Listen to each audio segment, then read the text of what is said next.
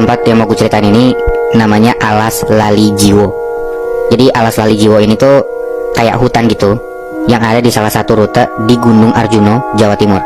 Nah, secara harfiah artinya si Alas Lali Jiwo ini adalah hutan lupa jiwa. Ini terkenal cukup angker, dan mitosnya itu ada beberapa kejadian pendaki tuh kayak disasarin, kesesat atau hilang, seakan-akan jiwa-jiwa pendaki ini tuh lupa sama raganya sendiri. Nah, ada satu orang yang udah sering banget jadi pendamping buat ngedaki gunung.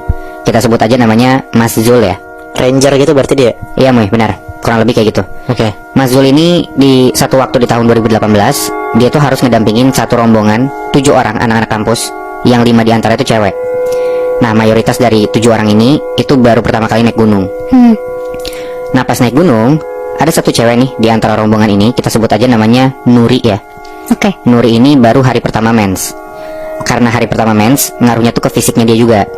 Ya pasti lemas gitu kan. Dan udah pasti juga si Nuri ini gak sekuat dan gak sefit teman-teman yang lain.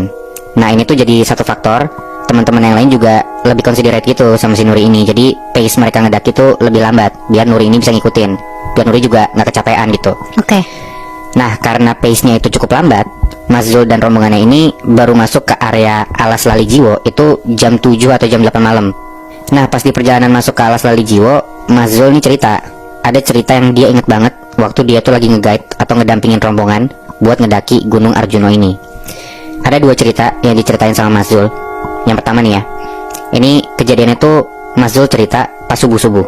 Jadi pas subuh itu Mas Zul lagi sama rombongan yang dia dampingin. Di tengah jalan, tiba-tiba Mas Zul ini ngelihat ada 4 orang, 4 orang pendaki gitu ya. Lagi kebingungan gitu Mas Zul ngelihatnya. Nah, satu di antara mereka, cowok, itu ngomong ke Mas Zul, "Mas, kami boleh ikut nggak ke atas? Kami takut," kata gitu. Nah, Mas Zul nih ngelihatnya emang mereka berempat tuh kayak kelihatan rada-rada linglung memang. "Kami nggak berani lewat Alas Jiwo karena mitosnya kan harus genap ya, Mas. Sementara kami ini cuma bertiga." Lah, tadi katanya berempat. Itu dia. Mas Zul juga bingung kan, loh kok bertiga? Nih gue liat berempat nih depan gue nih, gitu kan. Nah, karena Mas Zul itu pas itu bawa rombongan, ya dia nggak mungkin dong bikin rombongannya panik. Ini udah hal aneh nih, cuman gue nggak mungkin ngomong ke rombongan gue. Yaudah gue diem aja deh, gue simpen aja nih sendiri si informasi ini. Cuman di kepalanya Mas Zul, ya berarti ada satu di antara 4 orang yang gue lihat ini, itu ada yang bukan manusia kan. Mereka jalan naik ke atas, tapi karena Mas Zul juga pengen tahu di antara mereka ini yang mana nih yang hantu. Mas Zul pengen tahu nih, dia penasaran. Dia coba bilang lah ke rombongan dia dan 4 orang yang ikut dia ini. Mas Zul ngomong, "Mas, mbak, yang penting kita ingat sama Gusti Allah aja ya. Kita sambil jalan baca-baca surat pendek. Ini semua Islam kan." Mas Zul perhatiin nih satu-satu di antara 4 orang yang tiba-tiba join itu, siapa nih yang gak baca surat. Karena logikanya kalau misalkan gak baca surat pendek, ya mungkin setan nih gitu kan. Nah, cuman masalahnya di tengah pada baca-baca kayak gitu, pas Mas Zul perhatiin, ini mereka berempat, 4-4 itu baca surat pendek semua. 4-4-nya bisa nyebut dan bisa bacain surat-surat pendek itu. Ya Mas Zul bingung dong. Sampai akhirnya di tengah perjalanan itu, Mas Zul kan jagain rombongan itu paling belakang kan. Ada satu orang cewek, satu di antara 4 orang rombongan tadi, nyamperin Mas Zul, terus ngomong pakai bahasa Jawa, yang artinya kurang lebih kayak gini, "Mas, aku tuh orang Islam, percaya Gusti Allah juga. Makanya aku cuma pengen meninggal dengan cara Islam. Tolong sampein ya Mas, mayatku tolong ditemuin dan dikebumikan dengan cara Islam." Si cewek itu ngomong gitu tiba-tiba aja, Nat, Munsyaf. Ya udah, akhirnya Mas Zul tahu lah di antara 4 orang itu setannya yang mana. Ya kan. Nah udah tuh, abis si cewek itu minta kalau jasadnya dikebumikan gitu ya, si cewek ini nggak lama hilang. Hilang gitu aja. Pun cuma Mas Zul doang yang bisa ngelihat si cewek ini.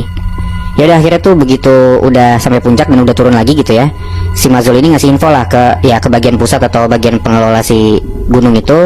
Mas Zul bilang tolong ditemuin mayat yang hilang di atas gitu. Ya. Nah, itu cerita pertama dari Mas Zul. Cerita yang kedua nih ya, ini gak kalah serem sih menurut gua. Jadi ceritanya Mas Zul ini tuh lagi bawa rombongan, dan kejadiannya tuh di tahun 2008-2009. Dia tuh bawa rombongan yang mana satu di antaranya itu cewek.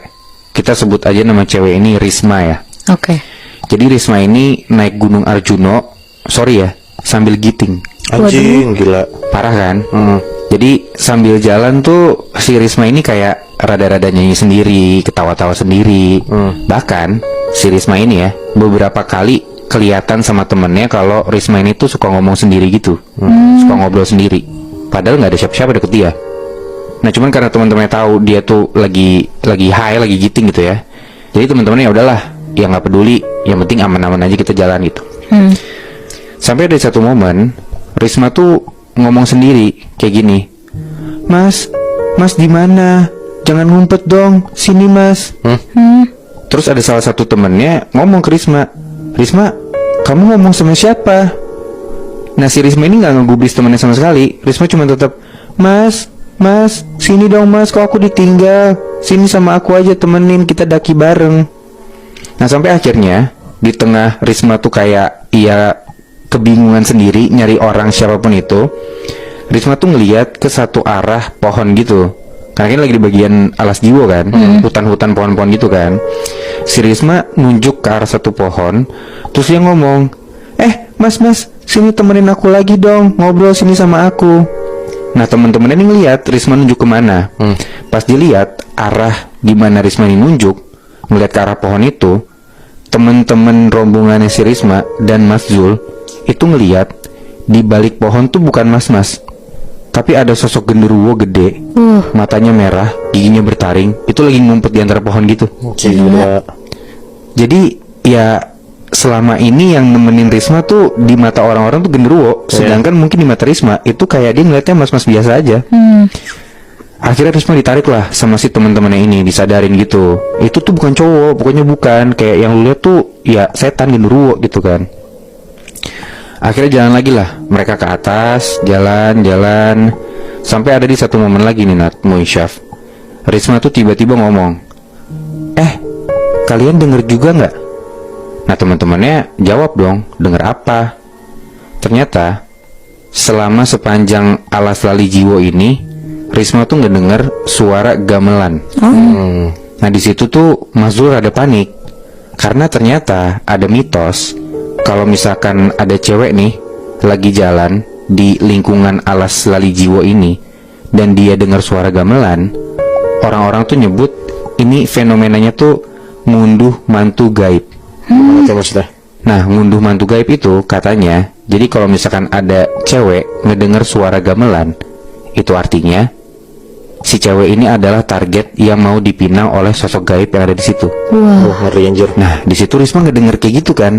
Dan ternyata di hari itu si Risma tuh lagi mens hari pertama. Nih Mas Zul ngomong kayak gini nih ke Nuri, sama kayak kamu Mbak. Kan Nuri lagi hari pertama mens kan. Iya. Nah ngedengar cerita-cerita itu dari Mas Zul, si Nuri nih dia tuh seketika jadi panik Nat Moy Syaf.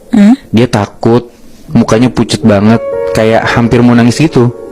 Kelihatan sama teman-temannya, ditanya lah ke Nuri ini, Nuri kamu kenapa?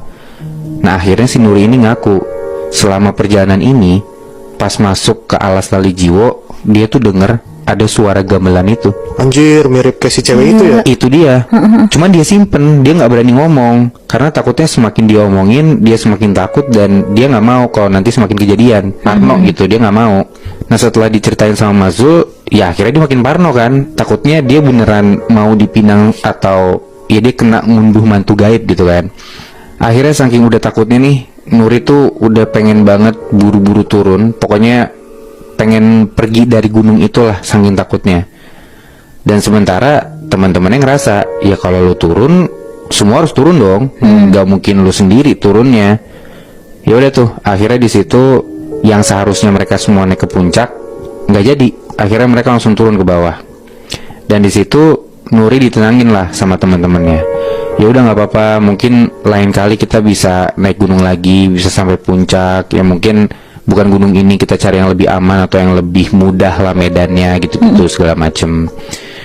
Dan pas mereka turun itu, Nuri untuk terakhir kalinya dengar lagi suara gamelan. Dan kali ini arahnya dari belakang Nat, Moisyaf, dari bagian atas itu, karena mereka udah mulai turun kan. Nah pas Nuri nengok ke belakang, Nuri tuh ngeliat jauh di belakang dia, itu kan hutan-hutan pohon-pohon gitu ya, si alas lali jiwo ini. Dari jauh Nuri tuh ngeliat di sela-sela pohon itu tuh jelas banget ada sosok genderuwo tinggi, besar. Dan gak cuma satu, Nat, Winsyaf. Jumlah itu banyak banget. Sampai 8 atau 9 genderuwo. Wih. Dan beberapa dari makhluk itu ngasih gestur ngelambaiin tangan gitu, kayak ngajak si Nuri buat kesana, buat ngamperin mereka. Ya mungkin sosok-sosok itu tuh tertarik sama Nuri dan pengen ngajak Nuri buat masuk lebih dalam, ngelewatin alas lali jiwa itu. Mungkin ya buat ngelakuin ngunduh mantu gaib. Dan bahkan mereka rebutan si Nuri buat dipinang.